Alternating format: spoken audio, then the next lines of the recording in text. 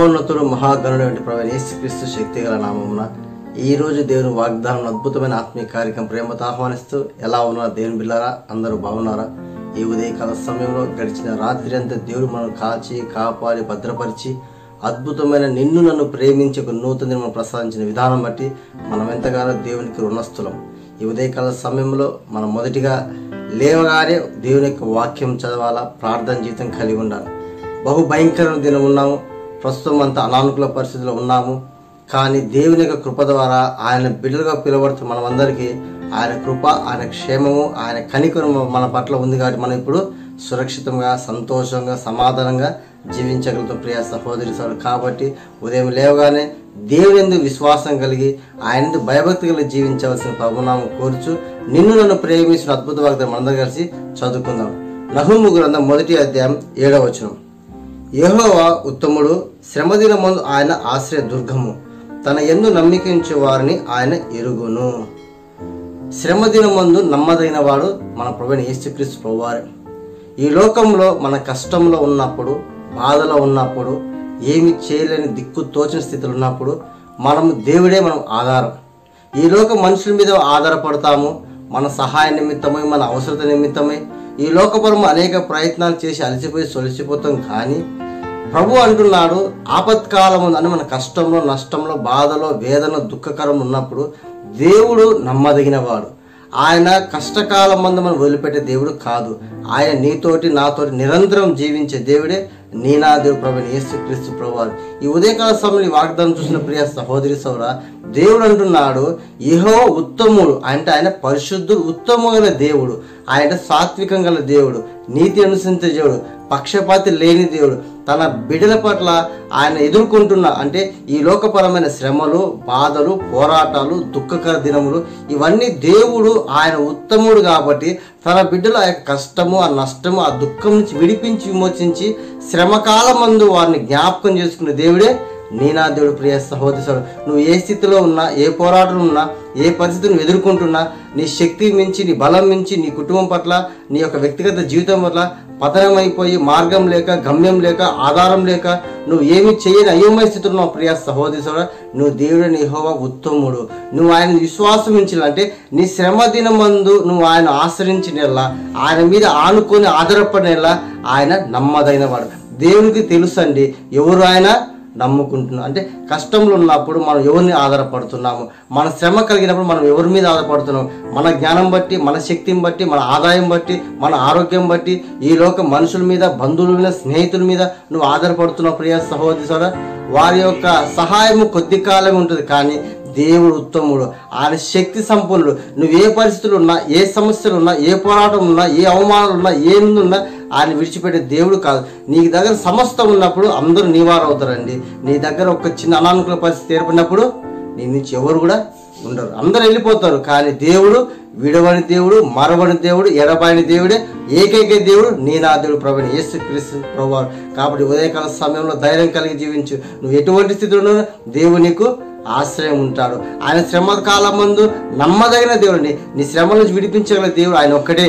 ఆయన తప్ప నీ శ్రమలు, నీ బాధలు, నీ దుఃఖము ఎవరు విడిపించరు. యేసుక్రీస్తు ప్రభువారే మార్గము, సత్యము, జీవమైనడు. కాబట్టి మనమందరము దేవుని ఆశ్రయదుర్గం ఎంచుకోవాలా, ఆయన నీతిని వెతకాలా, ఆయన రాజ్యాన్ని వెతకాలా. శ్రమకాలం మందు ఆయన పట్ల నమ్మకం ఎవరున్నారు ఆయన ఎరిగినవాడు. తన హృదయ ద్రాక్షను మనిషిని యొక్క హృదయాంతరంగా మెరిగిన దేవుడే మన జీవముల దేవుడు. కాబట్టి నువ్వు ఇంతకాలం ఈ లోక మనుషుల మీద ఆధారపడినేమో, నీ పరిస్థితులు, నీ అయోమయ స్థితిలో, నీ బలహీన స్థితిలో ఈ లోకంసారంగా జీవించావు, ఈ లోక మనుషుల మీద ఆధారపడవు. కానీ ఈ నేడు నీ దేవుడు నీతో మాట్లాడుతున్నాడు. ఇంకా నువ్వు దేవుని వైపు తిరిగినలా, నీ దేవుడే నీ ఉత్తముడు కాబట్టి నువ్వు ఆశ్రయించినలా, శ్రమకాలము నేను ఆదుకొని నేను దీవించి నీ కష్ట, నష్ట, బాధ, ఇరుకు, ఇబ్బంది నుంచి విడిపించి విమోచి రక్షించి నిన్ను అనేకులకు ఆశ్చర్యకరంగా, దీవెనకరంగా, మహిమకరంగా నిలబెడతాడు దేవుడు ప్రియ సహోదరి సోదరు. కాబట్టి ఈ యొక్క వాగ్దానం చూసిన ప్రియ సహోదరి సోదరా, మీరు దేవుని వైపు విశ్వాసం ఉంచేలా, ఆయన నమ్మకము ఆయన ఎరిగి ఉన్నాడు. నువ్వు నమ్ముతున్నావా, నమ్మడం ఆయన పరీక్షిస్తాడు, పరిశోధిస్తాడు. నువ్వు నమ్మిడేలా దేవుని జీవితంలో గొప్ప కార్యం చేస్తాడు. కాబట్టి ఏ విషయం కృంగిపోవద్దు, బలహీనపడదు, అధైర్యం చేయవద్దు. మరి స్థిరపడలేదని, మరి వివాహం కాలేదని, అప్పుల సమస్య తీరలేదని, అనారోగ్య సమస్యని ఏ విషయంలో నువ్వు భయపడద్దు. శ్రమకాలమందు దేవుడు నిన్ను విడిపించాడు. ఆ శ్రమలకు తోడైండి నీ అన్నిటి విడిపించి విమోచన రక్షించి కాపాడే దేవుడే ఏకైక దేవుడు మన ప్రభువైన యేసుక్రీస్తు. కాబట్టి ధైర్యం కలగండి, విశ్వాసం కలగండి. ఇంత గొప్ప వాగ్దానం ఇచ్చే దేవుడు మనం థ్యాంక్స్ చెప్తూ ఈ యొక్క వాగ్దానం మనందరి జీవితంలో మనందరం కలిసి ప్రార్థన చేసుకుందాం. ప్రార్థించండి. ప్రార్థన. పరిశుద్ధుడ జీవముల తండ్రి, ఈ యొక్క ఉదయకాల సమయం ప్రభావ మా ప్రియులు తండ్రి, ఈ యొక్క వాగ్దానం చూసిన ప్రతి ఒక్కరి జీవితం ప్రభావ, ఏ సమస్యలు ఉన్నారో, ఏ పోరాటాలు ఉన్నారో, ఏ అక్కలు ఉన్నారో, ఏ శ్రమలో వాళ్ళు ఉన్నారు ప్రభావ, నువ్వు బహుబాటంగా ఎరిగిన వాళ్ళు ప్రభావ. అయ్యా గత కాలం అంతా ఈ లోకం మా శక్తిని బట్టి, మా బలం బట్టి, మా జ్ఞానం బట్టి, మా ఆదాయం బట్టి, మా ఉద్యోగం బట్టి, మా వ్యాపారం బట్టి ఈ లోకం మనుషుల మీద ఆధారపడి ఎంతో నష్టపోయినాం ప్రభావ. ఎవరు మాకు సహాయం చేయరు ప్రభావ. కానీ శ్రమ కాలం ముందు నమ్మదైన దేవుడు ప్రభావ.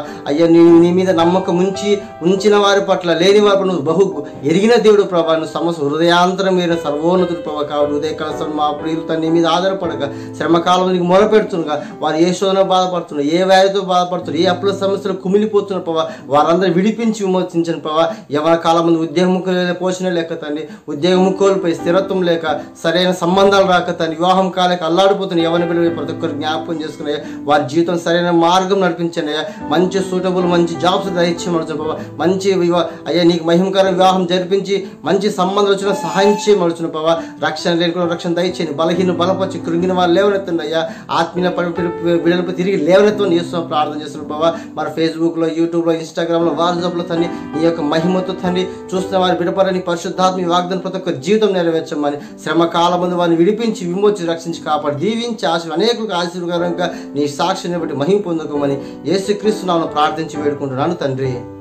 ఆమేన్.